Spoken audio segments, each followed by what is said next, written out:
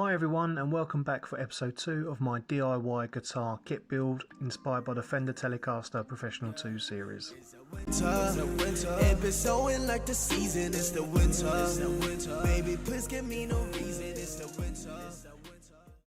In this episode I'll be going through 3 main parts of the next stage of our build. The first part is how I prepared the guitar body with my new Ashtray Bridge saddle upgrade. Then on to sanding down and preparing the main body of the guitar, ending with grain filling the guitar body with showing the prep stages for moving on to sealing and priming the body. I understand sometimes I do waffle on a bit, so I'm working hard on teaching myself how I edit the YouTube videos and make all the captions as interesting as possible to view for you guys. So just bear with me as obviously I'll be going through this process of teaching myself how to edit all the videos for you. Just a brief recap from episode 1. We finished checking all the fret levels and sanding down any rough edges. Then we taped up the whole of the guitar front fretboard, ready to protect it from future paintwork. Then roughly we drew out a design on the headstock, ready to be cut out in the near future. So I started checking the distance between the saddle and the fretboard in order to get that in line with the nut of the guitar. This was because the basic saddle that came with the kit was slightly larger, so I had to re-drill new holes in the guitar body to line up my new saddle that will be fitted. Thankfully this wasn't an issue, as the new drill holes missed the original ones and my new saddle covered them up nicely, so I didn't have to refill the guitar body to mask them. It wouldn't have been a problem anyway if it had to be done, as I was planning on spraying the guitar anyway and finishing it off to a high gloss shine. So if it needed filling, I would have just filled them in anyway. After sorting out the pickups and making sure everything was equal and level, I moved on to my first sanding of the guitar. I used 400 grit sandpaper and just made sure I was going around the whole body periodically, checking that the sandpaper was clean. Then I made sure the whole body was sanded equally. I don't recommend just using your hands in sanding the body itself, as this can cause inconsistency with the sanding of the body. So I'd recommend using a sanding block, or do what I've done and use a bit of 2x4 and tape the sandpaper around it. It worked just fine for me. Now this guitar body came fairly smooth already, so after my first sanding of the body I got some Scott Workshop paper, or you can use a rag or cloth material as long as it's sort of lint free, and then lightly rub some water all over the body in order to raise the grain ready for its second 400 grit sanding.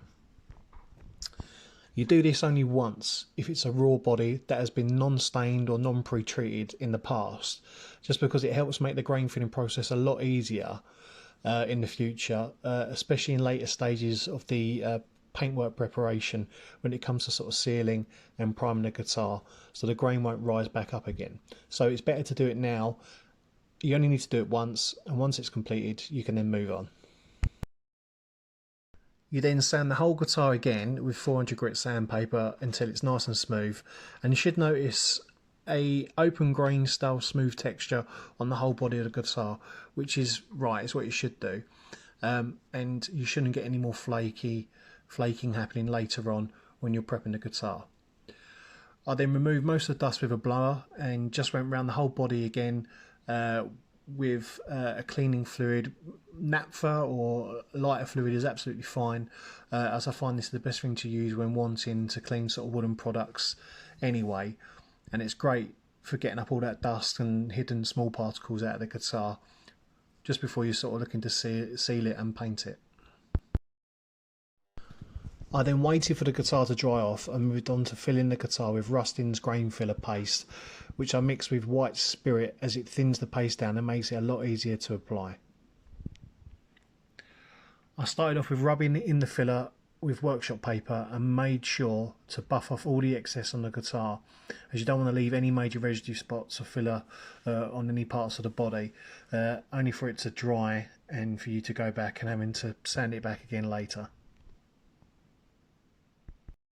I waited for the guitar to dry for around about 30-40 minutes or so, and then applied another coat of grain filler all over the guitar with a brush this time, making sure I go across the grain to make sure it fills in any gaps of the wood that may have been exposed from when I first went over the guitar and from when I was sanding, and also to make sure that when you're filling in with the brush that after you do a sort of small area, you then go around and buff it off with your cloth, just to make sure you take off all the excess. When you're done and complete, I recommend just leaving that to dry for at least 24 hours before thinking about moving on to sealing and priming the body, ready for me to basically spray paint the guitar. The reason being is I want to make sure that it hardens and I can go back to it the next day and just take a look to make sure if there's any areas, high spots or low spots, that may need to be refilled, or on the other hand, if there's high spots to be sanded away, I can take it back. Okay, I'm going to leave it there for episode 2. Thank you for watching, and if you're interested in how the build progresses and want to be notified of my future videos, please like and subscribe to the channel, as I'd love to hit a milestone of 100 subscribers by the end of February, with the aim to pushing up to 1,000, hopefully by the end of the year if possible, as I'm looking to build this channel up with more content in the future. And I hope you guys can follow along and support me in that journey. But thanks again for watching, and I'll see you guys next time.